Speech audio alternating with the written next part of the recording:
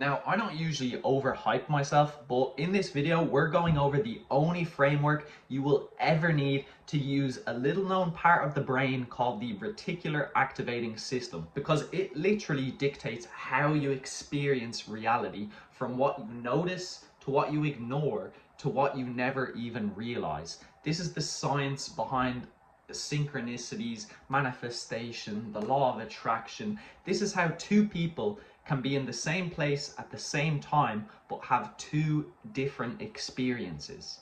So let's get started. Hello everyone, welcome back to the channel. If you're new here, my name is Ben, and over the last 2 years I have been completely obsessed with discovering the full capabilities of the mind. And if you're anything like me, you'll know that making lasting change is like navigating a maze. It can be tough, you might not know where to go, yet other times you find success comes easy. You get exactly what you want and you find it simple to reach the end of the maze.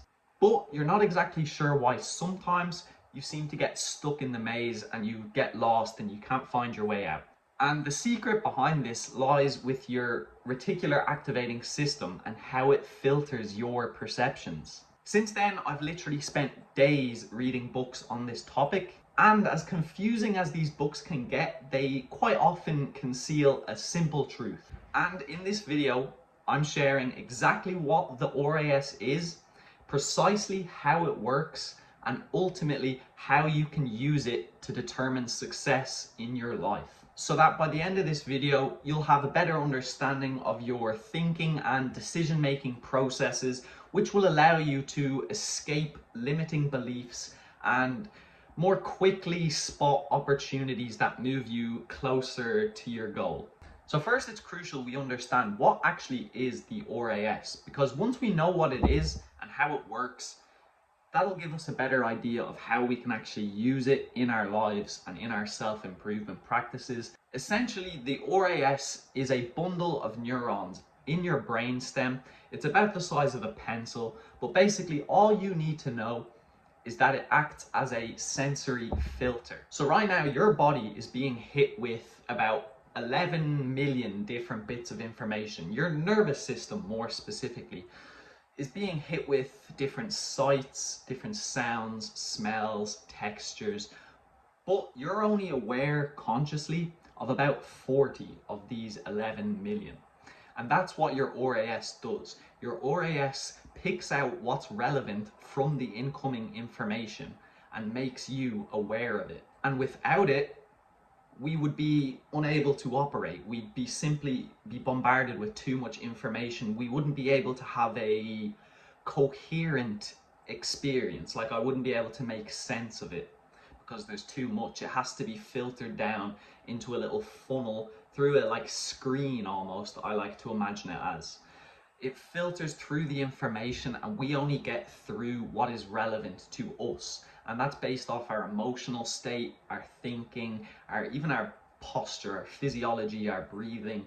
All of this pertains to how the RAS is currently functioning. And now I'm going to touch a bit more on how exactly the RAS works to filter. So we know now what it does. It filters the information to make a coherent, livable experience for us in the human body. But now we're going to touch on how exactly the RAS does this and why it's different for each person. The secret here is in your beliefs and your expectations. Now, we hear a lot about these two words and they get thrown around a lot, but I think when you understand beliefs and expectations within the context of your RAS, it begins to make a lot more sense, and even vague terms like manifestation begin to get more clear. So now I'm going to jump into how beliefs and expectations work together to give you your experience that you call life. So now we're going to touch on beliefs and why beliefs are so foundational to the reticular activating system. And to do this, I'm going to introduce a concept that I'm sure a lot of you already know, and that is confirmation bias, which is the tendency to seek, to interpret, and to recall information that confirms a pre-existing belief. So what we've covered already And what I've just said there with confirmation bias, you should see a clear connection. Our reticular activating system is picking out from all of the incoming information the 40 bits which are relevant to the current belief that we are operating from. So I'm going to give you an example now which is going to make this super clear. So let's imagine two entrepreneurs, right? Entrepreneur A and entrepreneur B. A believes, oh, I'm bad at sales. Entrepreneur B, he believes, oh, I am getting better at sales. So A, I'm bad at sales, gives the pitch. What does his filter? He misses the people smiling after a presentation, the people congratulating him, his family saying well done. All of that gets filtered out, but what he focuses on is maybe the one bad pitch he gave, the missed call he got. He's focused on all of the things that are going badly. Whereas entrepreneur B, he's flying. Everything that's going well is just reinforcing his belief, because that's what his reticular activating system is looking for. So I hope I made that clear there through this example, that what you're looking for is what you will find most of the time. And a lot of times this won't even be conscious, our filters, and that's why it's important to follow the exercises that I'm going to give to make sure you know what you're looking for, and that way it's a lot easier to get it, trust me. So both individuals experience the same objective reality, but they experience different things based off what they're searching for. And this RAS is constantly searching to reaffirm what you believe. So if you think about affirmations, all that stuff, this is where it ties into biologically. This is how it happens. So now we're going to move on to expectations, and how expectations are explicitly tied to beliefs and how they both work together to give you your experience of life. Now, expectations are beliefs in action, let's say. So if I believe something, the expectation is then how that belief gets sustained, how it gets fulfilled. What experiences am I going to have that align with this belief? So if I believe I'm not worthy of love, having a good time, connection, I don't believe that. If I'm downstairs in my house, my family comes in, I'm not going to accept them with love, with acceptance, with a good, warm heart, because that's not what I'm programmed for. I'm not expecting that, so I don't get it. I'm not looking for it, so it never gets fulfilled. That's what expectations are. Expectations are how we expect life to go. And we expect life to go in certain ways based on the things we believe. So they're very closely related in that sense. And we can look at this predictive element of beliefs through looking at the placebo effect, something I'm sure you're all very much aware of. So if you take a pill, you feel sick, it's a placebo medicine, but when you take it, why the placebo effect works is because when you take the medicine, you expect that it's going to make you feel better. So what does your body start doing? Your body starts to turn down the pain signals. The RAS isn't really paying attention to them anymore. Instead, it's focusing on all the good feelings, any sort of positive improvements that you may feel. They get highlighted, they get thrown up to you. That's why placebo medicine works. It's not because that there's medicine, it's because your mind starts filtering your perceptions differently, so you actually start feeling different. And that's the power of beliefs and expectations. And really, it's written off as this placebo effect. It's not real, it's mysterious. But this is the true power of the mind that's almost forgotten in science and in medicine, because your reticular activating system is neutral.